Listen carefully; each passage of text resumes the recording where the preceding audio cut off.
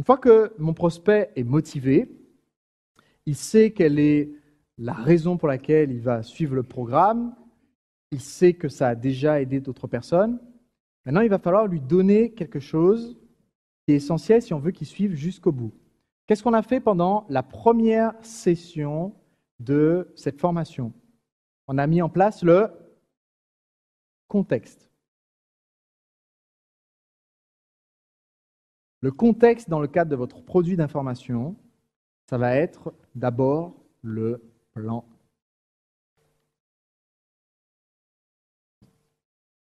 Je mets plan de formation entre parenthèses parce que c'est ce que vous allez faire. Vous allez faire un plan de formation. Vous allez dire, voilà, dans la première partie, on va apprendre ça. Dans la deuxième partie, on va apprendre ça. Ne l'appelez pas nécessairement un plan de formation, surtout si vous vous adressez à des particuliers. Les particuliers, la dernière chose dont ils ont envie, c'est une formation.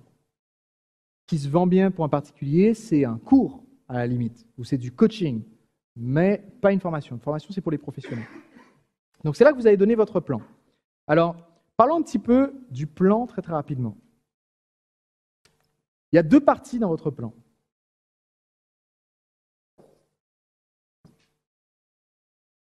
Et ça reste entre nous.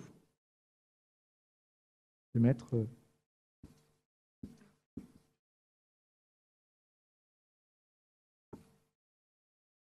Il y a deux parties dans votre plan. Vous devez avoir deux objectifs avec votre formation. Je vais vous expliquer quels sont ces deux objectifs, mais d'abord, je vais vous dire pourquoi il ne faut pas tomber dans l'erreur d'utiliser l'objectif numéro 1 seulement. L'objectif numéro 1, c'est de donner la formation technique, c'est-à-dire l'information que recherche le client au moment où il achète le produit.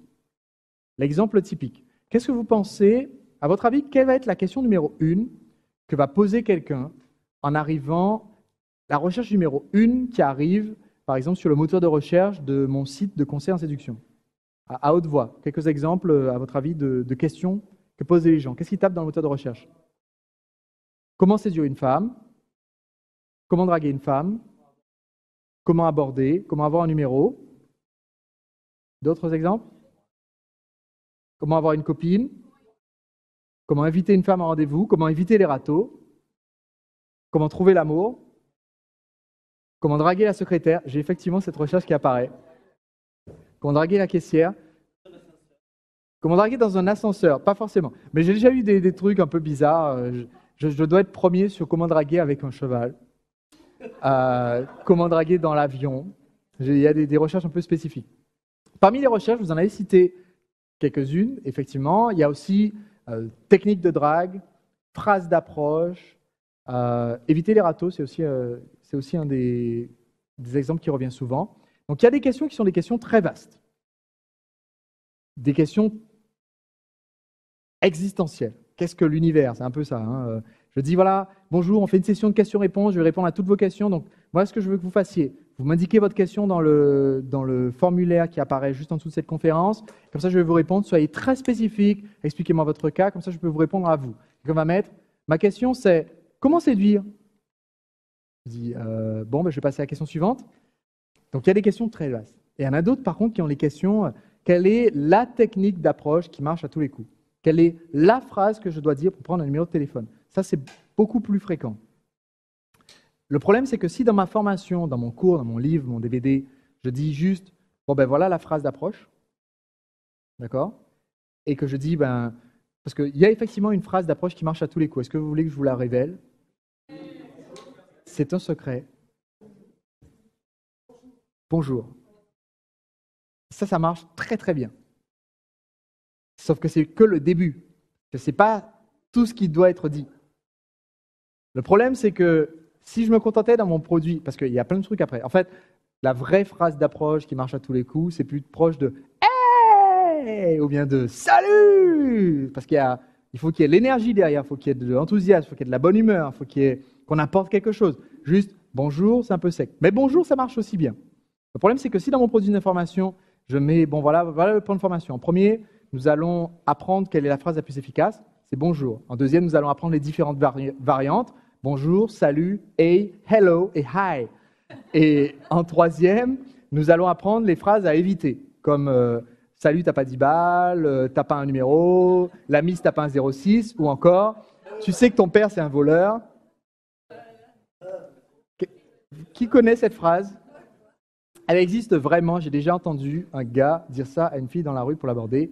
Est-ce que tu sais que ton père, c'est un voleur? Parce qu'il a volé toutes les étoiles du ciel pour te les mettre dans les yeux.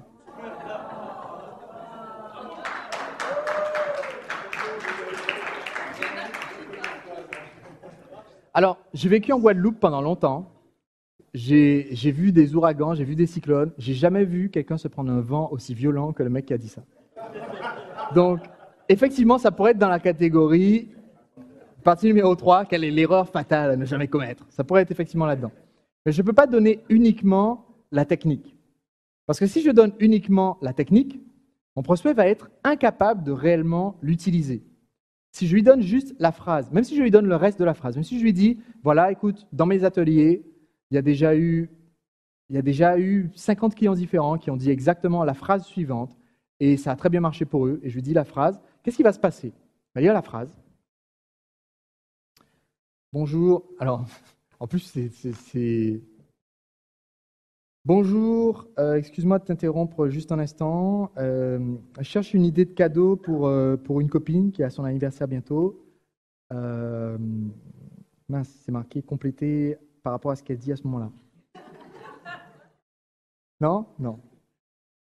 Pourquoi? Parce que mon client a le savoir-faire à ce stade-là, mais il n'a pas le savoir-être. Il n'est pas devenu la personne qui est capable de démarrer une conversation facilement. Il n'est pas devenu à l'aise dans la conversation.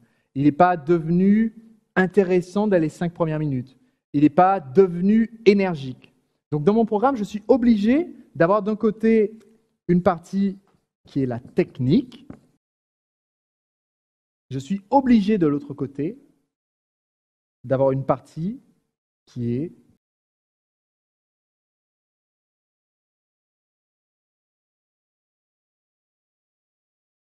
le développement personnel de mon client. Il faut que je lui apprenne le savoir-être qui va avec le savoir-faire. Il faut que je lui apprenne les états d'esprit qui vont avec le conseil technique que je lui ai donné.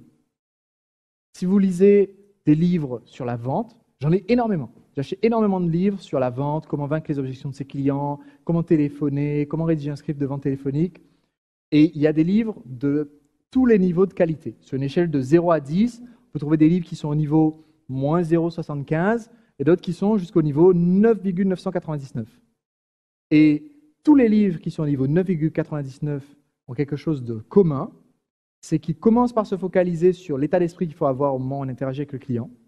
Ils commencent par expliquer, voilà comment faire pour vous préparer, voilà l'état d'esprit dans lequel on est, voilà comment est notre client au moment où il décroche le téléphone. Donc voilà l'émotion que vous devez faire passer. Et ensuite, il y a un petit chapitre de quelques pages qui dit, bon ben voilà, maintenant, si vous dites ça, ça va passer. Parce qu'une fois que le client a suivi les 190 pages qui précèdent, il appelle, il est de bonne humeur, il a quelque chose de sympa à partager. Même si on lui donnait comme conseil, bon ben maintenant, commencez la conversation avec salut, vous savez que votre père, c'est un voleur, il arriverait quand même à faire une vente à la fin.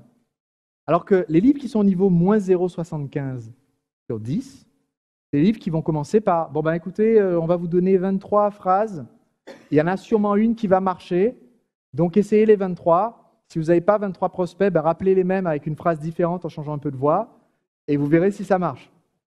Donc, dans votre produit, vous allez avoir ces deux parties. Premièrement, il faut qu'à un moment donné, vous lui donniez l'information, la technique, la phrase magique, les 3 outils qui permettent de X, Y, Z. Mais il faut aussi que dans votre produit, vous planifiez un moyen de l'amener à ce développement de soi. Alors, on va remettre notre chapeau de formateur. Est-ce que vous avez remarqué que dans la plupart des séminaires, des ateliers, pour ceux qui sont là plusieurs fois, ou juste dans celui-ci, pour ceux qui sont là pour la première fois, il y a une progression entre les exercices. Il y a la première progression que je vous ai décrite tout à l'heure. On commence par des exercices qui sont même quelquefois pas en rapport du tout avec le programme, on va se présenter. Ensuite, on avance vers des exercices qui sont plus en rapport, qui vont avoir plus d'introspection. Il y a une deuxième progression dans les exercices. Cette deuxième progression, c'est qu'on va d'abord écrire. Donc, quand vous écrivez, vous êtes en confrontation avec qui? Vous-même. Une fois qu'on a écrit, il va y avoir souvent une phase de partage avec un ou plusieurs partenaires. Quand on partage avec les partenaires, on est en confrontation avec qui? Avec l'autre, mais l'autre, une personne. Vous avez votre idée, elle n'est encore pas tout à fait claire. La confrontation avec une personne permet de renforcer l'idée.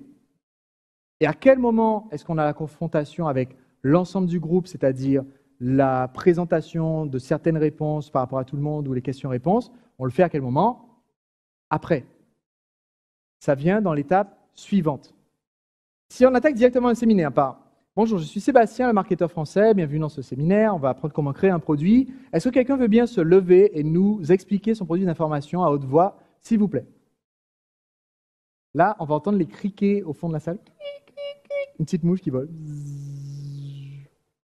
Pourquoi? Parce qu'il y a une progression qui est nécessaire. Il y a d'autres niveaux de progression. On pourra remettre notre chapeau de formateur plus tard. Je vous ferai voir, au moment où on va avancer sur certains autres exercices, je vous ferai voir comment est structuré le cours par rapport à ces exercices-là, mais il faut les prendre en compte. Donc, dans notre plan de formation, on va essayer d'avoir les deux. Ce que vous allez faire pour que votre prospect puisse lire cette partie-là, parce que ce n'est pas ce qu'il a demandé. On est d'accord, ce qu'il a demandé, c'est le contenu de la tasse, et encore, il veut son thé sans lait, sans sucre, etc. Pour faire ça, il faut le vendre déguisé en ça. Autrement dit, pour expliquer, mon chapitre va s'appeler « La technique d'approche qui marche à tous les coups ». Mais dans mon chapitre « La technique d'approche qui marche à tous les coups », je vais expliquer que pour aborder une femme, il faut certains états d'esprit, il y a 3 points clés qu'il faut respecter. Et je vais ensuite donner des exemples d'application de ces 3 points clés que mon prospect va considérer comme étant les fameuses techniques d'approche. Mais il aura appris cette partie développement de soi.